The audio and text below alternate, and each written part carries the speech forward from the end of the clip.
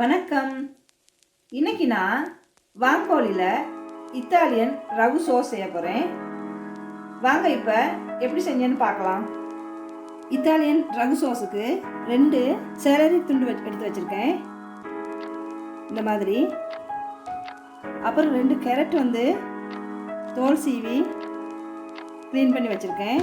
அதே மாதிரி 2 வெங்காயமும் எடுத்து வச்சுருக்கேன். இப்போ இதை சின்ன துண்டுகளாக வெட்டி மிக்ஸி ஜாரில் போட்டு கொஞ்சம் துண்டுகளாக இருக்கிற மாதிரி அரைச்சி எடுத்துக்கலாம்.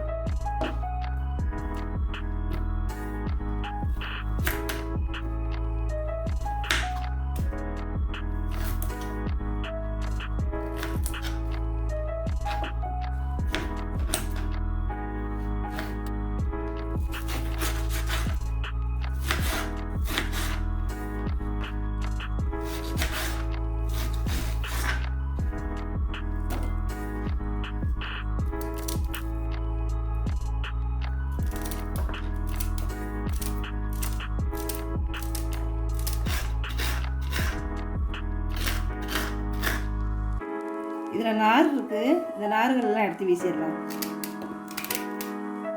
இந்த பகுதியையும் எடுத்து வீசிடலாம். இப்போ எல்லாத்தையும் வெட்டிட்டேன். இப்போ இதை மிக்ஸி ஜாரில் போட்டு அரைச்சி எடுத்துடலாம். இப்போ நான் அரைச்சி எடுத்துட்டேன். பாருங்கள், இது இந்த மாதிரி இருக்கணும். இது சின்ன சின்ன துண்டுகளாக இருக்கணும். நான் இன்னைக்கு ரகு சோஸுக்கு பார்த்தீங்கன்னா வாங்கோலி எடுத்திருக்கேன், எல்லாருக்கும் பிடிச்ச மாதிரி இருக்கிறதுக்காக. இந்த தோல் எல்லாத்தையும் வெட்டி எடுத்துடலாம்.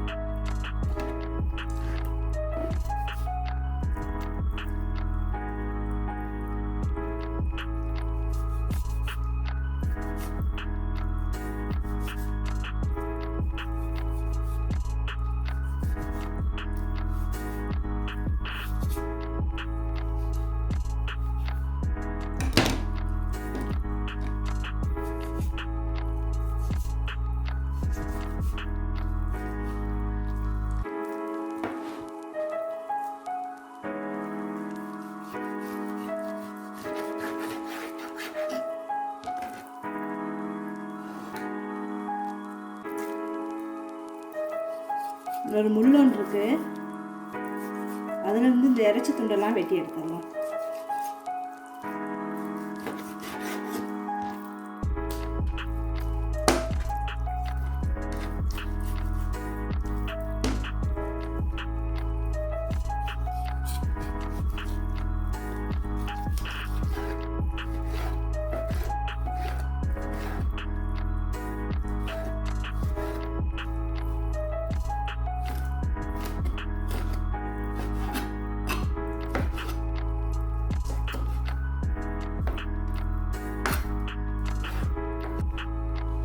எல்லா இறைச்சியும் வெட்டி எடுத்துட்டேன்.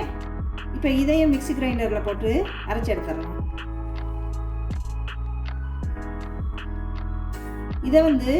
இதையுமே சின்ன சின்ன துண்டுகளாக தான் அரைக்கணும், இருக்கிற மாதிரி மையாக அரைக்கக்கூடாது.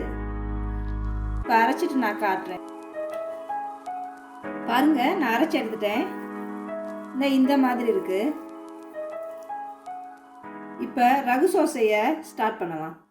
ஒரு சட்டி வச்சுருக்கேன், அடுப்பை பற்றிடலாம். சட்டி சூடாகினதும் இதில் 100 கிராம் பட்டர் இருக்குது, அதை போட்டுடலாம். இதில் 60 கிராம் ஒலிவ் ஆயில் இருக்குது, 9 டேபிள் ஸ்பூன், அதையும் இதில் ஊற்றிடலாம்.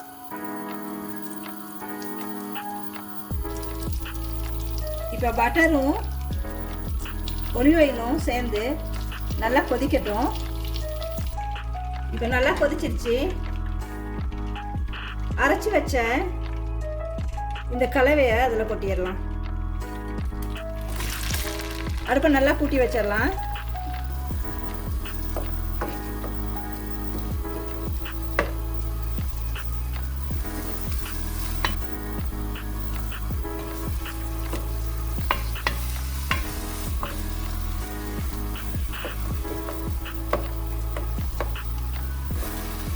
இப்போ இது நல்லா வதங்கட்டும்.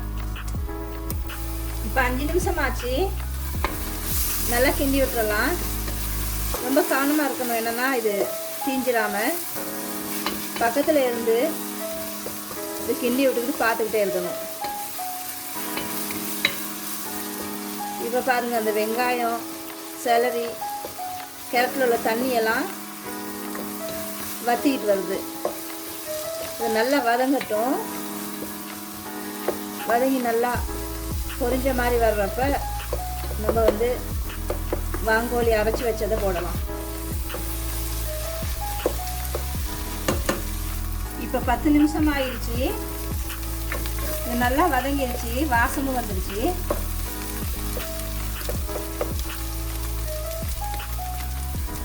இப்போ இறைச்சி அரைச்சி வச்சதை போட்டுடலாம்.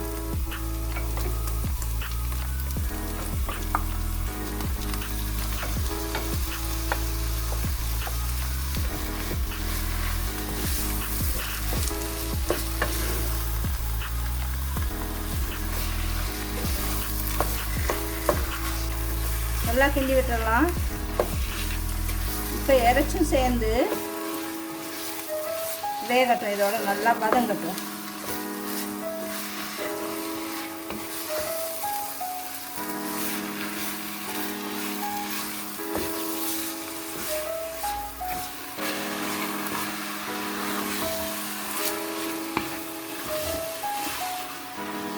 இறைச்சியில் உள்ள தண்ணியெல்லாம் வத்தும் வரைக்கும் இது வேகட்டும். ஸ்டோவை வந்து நான் கூட்டியே தான் வச்சுருக்கேன். இன்னுமே நான் குறைக்கலை. நான் வந்து குறைப்பேன் பிறகு தான். நல்லா இது வத்தட்டும். வத்திட்டு வதங்கட்டும் இந்த இறைச்சி. அதுக்கப்புறம் தான் இதுக்கு வந்து தக்காளி சாஸ் போடணும்.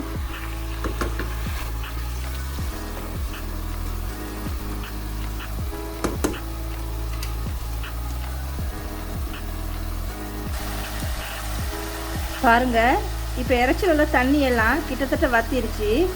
இன்னும் கொஞ்சம் நேரம் வச்சுருக்கலாம். இப்போ நான் போட்ட பட்டர் ஆயிலெல்லாம் வெளியே வர ஆரம்பிச்சிருச்சு. நல்லா வதங்கிருச்சுன்னு அர்த்தம். இப்போ இந்த ஸ்டேஜில் நான் சமையலுக்காக பாவிக்கிற வைன் ஊற்ற போகிறேன்.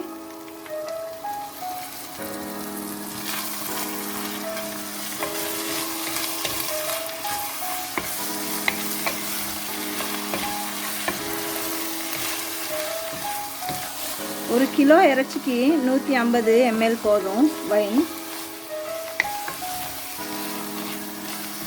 உங்களுக்கு விருப்பம்னா வைன் சேர்த்துக்கலாம், இல்லாட்டி தேவையில்லை.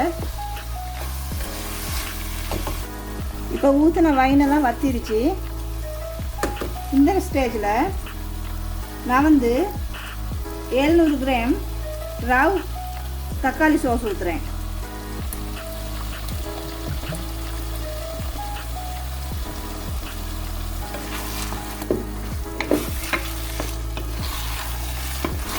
நல்லா கிண்டி விட்டுறலாம். இன்னுமே அடுப்பு கூட்டி தான் வச்சுருக்கேன்.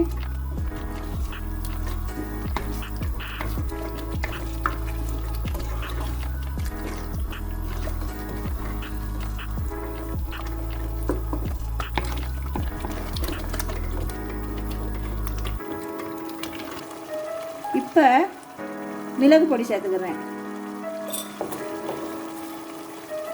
அப்புறம் ஒரு ஜாதிக்காய் எடுத்துருக்கேன். அதில் கொஞ்சத்தை இதில் சுரண்டி விட்டுடுறேன். இப்போ தேவையான உப்பு போட்டுடலாம். கல்லுப்பு தான் நான் போடுறேன். 10 அடி பிறகு போட்டுக்கலாம்.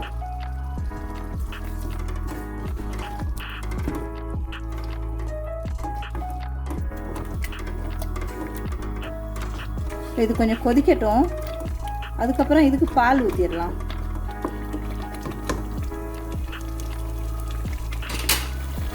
இருநூறு ml பால் இருக்குது, அதை ஊற்றிடலாம்.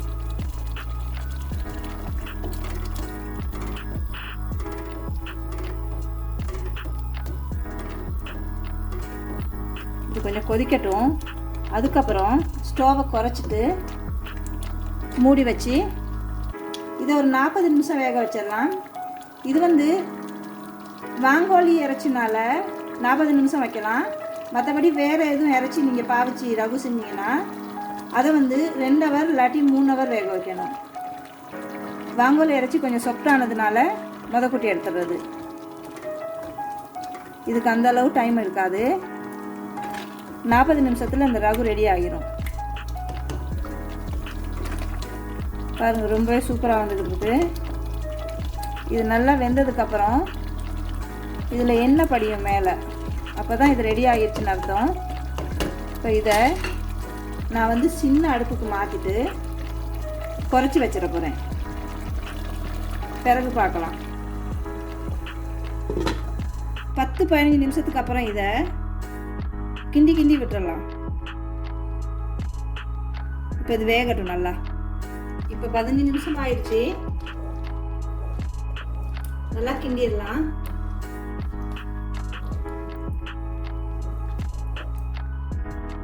இடைக்கிட கிண்டாட்டி அடி பிடிச்சிரும்.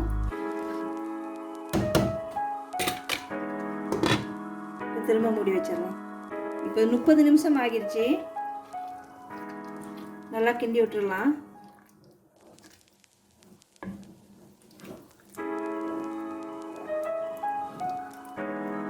இன்னொரு 10-15 நிமிஷம் மூடி வச்சிடலாம். இப்போ 1 மணித்தியாலம் ஆயிடுச்சு. பாருங்க, இப்போ எண்ணெயெல்லாம் பிரிஞ்சு வந்துருச்சு. நம்ம போட்ட பட்டர்லாம். இப்போ ரகு சாஸ் ரெடி ஆகிடுச்சு.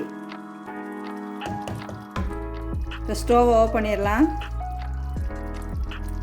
மொத்தமாக இதுக்கு 1 மணித்தியாலம் போயிருக்கு. நீங்களும் இதை உங்கள் வீட்டில் ட்ரை பண்ணி பாருங்கள். உங்களுக்கு இந்த வீடியோ பிடிச்சிருந்தா இந்த வீடியோக்குள்ளே லைக் பண்ணுங்கள், கமெண்ட்ஸ் பண்ணுங்கள், உங்கள் நண்பர்களுக்கெல்லாம் ஷேர் பண்ணுங்கள், எங்கள் சேனலுக்கு சப்ஸ்கிரைப் பண்ணுங்கள். நன்றி, வணக்கம். மீண்டும் ஒரு வீடியோவில் சந்திப்போம்.